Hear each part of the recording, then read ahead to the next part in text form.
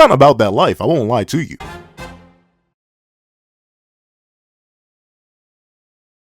Thank you to our $5 patrons Red Wolf, 4765, Midnight Gem Lord, and Sean. And a very big thank you to our $25 patron Alex Ice Rose. Now, we're having this breakdown / discussion on how Macduff is kind of McGoated. Please everyone leave your own thoughts on Macduff in the comment section down below. Leave a like and subscribe if you haven't already. Also, hit that notification bell to miss out on any videos that come on the channel. Also, I do have a Patreon down below. Each more as low as $1 a month. This is videos, early content, and more. It will now become a member of the channel for as low as $3 a month to get the same perks and more.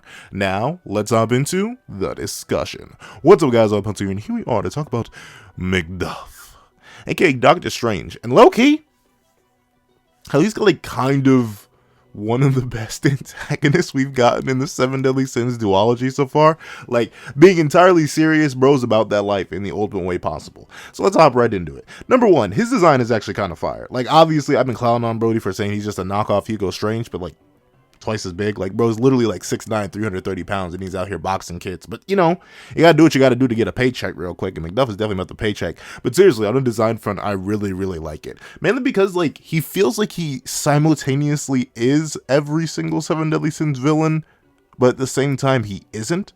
Like, he has this really weird contrast to me, where he looks very familiar, but he doesn't. Like, he has the muscular build of, like, an Escanor, an Estarossa, Mael. I know they're the same character, but still, there are differences.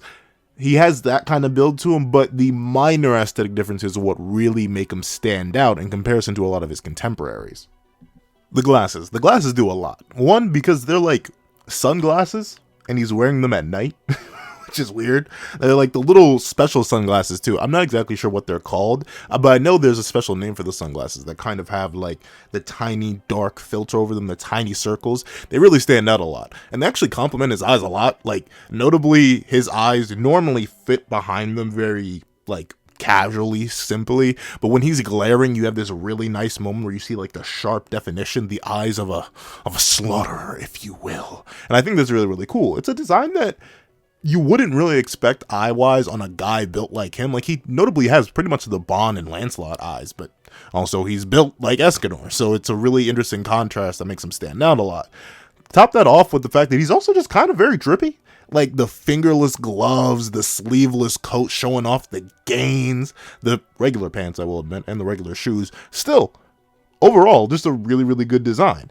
And speaking of a really, really good design, he subverts it a lot by being not a loud, big, bombastic guy. He's actually quite the opposite. His magic, which just takes away all sound within an area, fits really well for his role, and also really fits well to subvert your expectations. Once again, we had a really big, beefy dude in Four Knights as one of our antagonists before.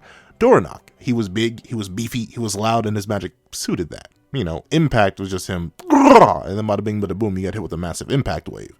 It was neat. It was cool. It was aight, but it wasn't exactly anything new, anything special. Then, Macduff showed up, and Chion literally couldn't speak. And Donny literally couldn't speak. And Percy literally couldn't speak. And nobody could speak. Because guess what? He silences the entire area. Notably, we don't know the 100% range of it. Maybe it's just like a slight localized area. He was thrown away, and then his magic got shut down. But the ability to just take away all sound is kind of wild, especially when we're in a verse where a lot of characters rely on incantations. Like, put Merlin in the same scenario that Chion was in, and while admittedly she'd do pretty well, because, you know, not all of her spells require incantations, a lot of them do. It's pretty crazy that she can just get locked down by this random magical ability. Put Gawain in a situation up against Macduff, and she loses pretty much all of her kit. We haven't seen her use a single spell without an incantation. She couldn't use Absolute Cancel. She wouldn't be able to use Teleport. She wouldn't be able to do much. She couldn't even use a port, anything like that. She's donezo. Admittedly, she could probably, like, throw hands with Macduff, but oh wait, no, bro's actually really, really good at throwing hands, too. Like, straight up, one of the best hand-to-hand fighters we've seen. Like, straight up pure hands, too. Like, notably, we have a lot of other characters that use their fists, but usually they'll infuse it with something. Like Meliodas, he usually puts a little bit of that darkness on it, a little bit of that blaze on it, know what I'm saying? Bond, he'd be being fancy with it. He'd be infusing snatch with and stuff like that. No, Macduff's magical ability is just like straight up taking the sound away. When he boxes you, he boxes you. Like, bro straight up pulled up with nothing but his left and his right and said, you're going night. Like, golly, we gotta realize, this man is not just like a hand-to-hand fighter in the sense that he'll punch you real hard. He'll kick you real hard. He was like violent. Like, violent in a way that's kind of rare to see in Nakaba's manga, which is strange to talk about, right? Because we see characters getting bisected, torn apart, decapitated. There are literally instances of characters getting turned into just blood splatter. But like in terms of just sheer simple violence that what you could hypothetically see in the real world, yeah, Macduff is about that. Like, he knocked Nasien's eye out. He broke Donny's arm in just a really, like, legitimately just visceral way. He put his foot so deep in Chion's gut, it's like he had an let me not say that, but regardless, Bro's about that life. Bro's about that life in the pure hand sense. Oh, and speaking of the pure hands, he one-tapped the main character. Like, straight up one-tapped the main, like, dog really pulled up. This is a goal that numerous characters have had. Like, we've run into many Chaos Knights whose whole goal was to just get rid of Percy, one of the four Knights of the Apocalypse. Macduff realized that, oh, he's their white mage. He leaped over everybody else, grabbed Percy, hit him with the quick 90-degree switch, and was gone. Now, of course, it was Percy, so obviously he wasn't going to stay gone. He got revived in the very next chapter. But still, the fact that this is inarguably the most efficient, like, outside of maybe the Demon King and the Supreme Deity, and we don't know how long that fight actually was, that is the most efficient execution of a character that I think we've ever seen. Not just main characters, just characters in general. Like, usually every character gets fancy with it. Once again, this is a verse of magic and wonder. You have characters out here summoning monsters and beasts, forming light and dark constructs, sending massive magical beams at you. And Macduff is just like, no, you have a neck, I have hands. Let's do a quick rotation real quick. And bada bing, bada boom, there was a quick rotation done. Like, I just gotta respect bro's efficiency. He plays no games. And it's so weird, right? Because, like, every other Seven Deadly Sins antagonist ever played games. Like, think about it. Think about it real hard. Think of any other Seven Deadly Sins antagonist that hasn't played games in one way or another. Zeldris played games. Esterosa played games. Heck, Mael, when he had the commandments, played games. The Demon King and pretty much all of his variations played games. The Supreme Deity played games.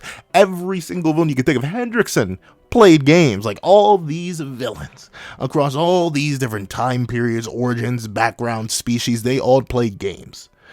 But no. Arthur told Macduff, hey, I need the four Knights of the Apocalypse gone. And Macduff asked, by sundown? And Arthur said, preferably. And then Macduff got one of them down by sundown. Like, bro is crazy.